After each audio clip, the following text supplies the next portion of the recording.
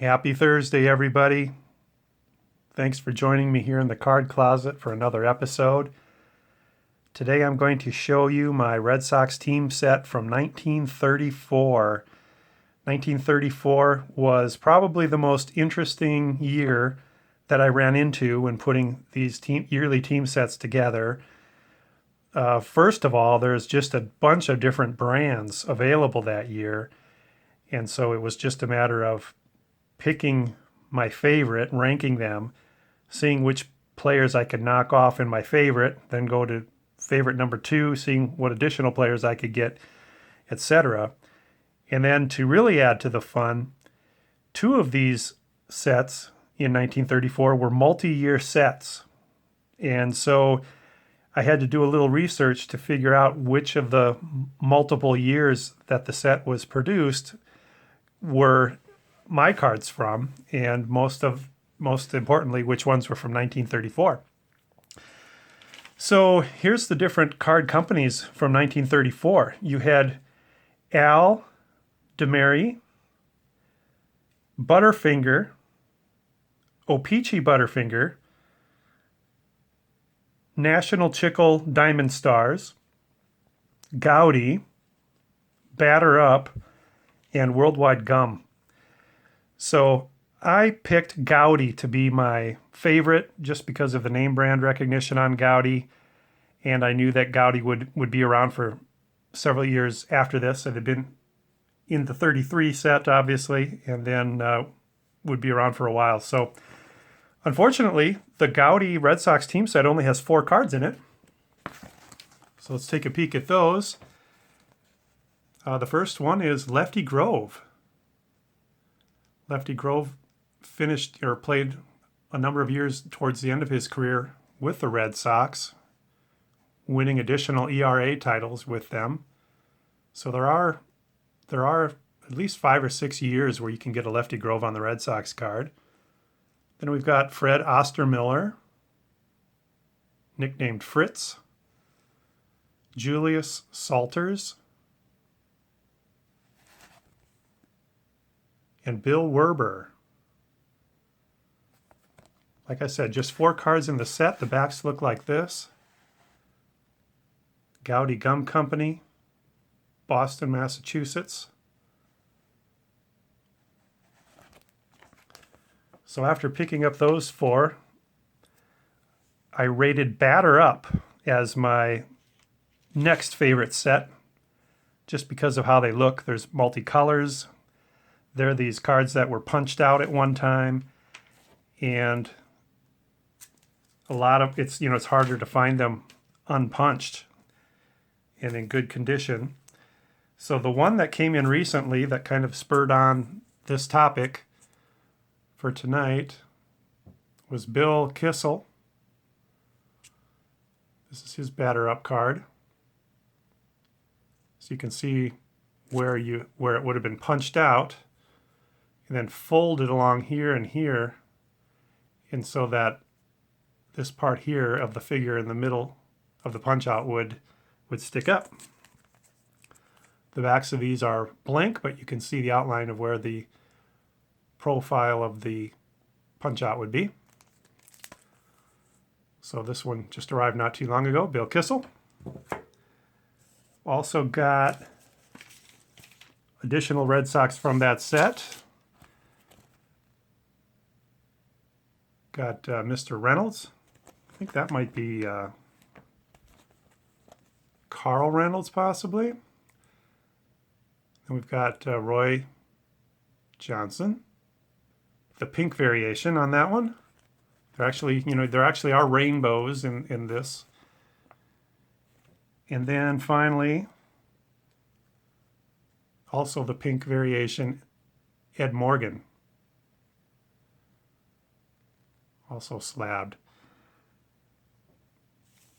Batter Up is one of those companies that produced their set over 3 years. So it's a 1934 through 1936 set. If you do a little research, you will find out that cards 1 through 80 were produced in 1934. So that's number 60, number 13, and these are 49 and 63. That's how they did the card numbers. And the only card I'm missing from 1934 is in this set. It's number 10, Rick Farrell. Moving on, I picked the Diamond Stars from National Chicle to be my third priority. There was only one additional player in the Diamond Stars set which wasn't previously mentioned, and that was Max Bishop. This also was a multi-year set, 1934 to 1936. And the way you can tell is by looking at the statistics. 1933 batting, so that means it's a 1934 card. Unfortunately, I did find in my research that you cannot go by the copyright date 100%. There are some examples of certain players on certain teams where the copyright date is incorrect. So the telltale, foolproof way is to look at that 1933 statistic, and that tells you it's the 1934. It also shows you that PSA got it right here. So picked up the Max Bishop. That was a little while ago. And then there was Worldwide Gum, which I made my fourth favorite. And there was one additional player, Red Sox player, in the Worldwide Gum that was not in the others, and that is Herb Pennock. So he's pictured here in his Yankees uniform. So Worldwide Gum is basically the Canadian version of Goudey. And if you will remember from my 1933 showing, this is the style or the design of the 1933 Goudeys. So the 1934 Worldwide Gums look like the 1933 Goudeys. And even though Herb Pennock is pictured on the Yankees, it is a Red Sox card because it says Red Sox right there. And you can see that the comments on the back here are in French. So that's the Worldwide Gum. And this one also is a pretty recent acquisition within the last month or so. And that accomplished all the players that I know about. I did have a Butterfinger Rick Farrell, which was in that vintage Red Sox group of cards that I was selling, and I did sell that one. The reason I sold it was because it turned out to be like an 8x10 or an 8.5 by 11 size, which was abnormally sized and harder to store. I'd have to store it away from the rest of the set. So I've decided to, like I said, go for the batter up of Rick Farrell instead. There's also a Matchbox, a Diamond Matchbooks issue from this year, which gets you some players that were primarily minor leaguers in the Red Sox organization.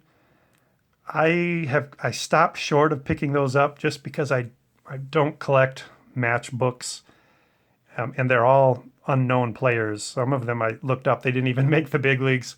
So not going to go for those at the moment. But anyway, that's 1934, a very interesting year for cards. So hopefully that will help you if you are trying to put together a team set of your favorite team, to know the different brands that are available, and that you may have to cross 3 or 4 or more brands to get all your players. So thanks for joining me again in the Card Closet. I do truly appreciate your visiting my channel. Hope you have a great Friday tomorrow and a great weekend ahead. Take care, everybody. Talk to you again soon. Bye.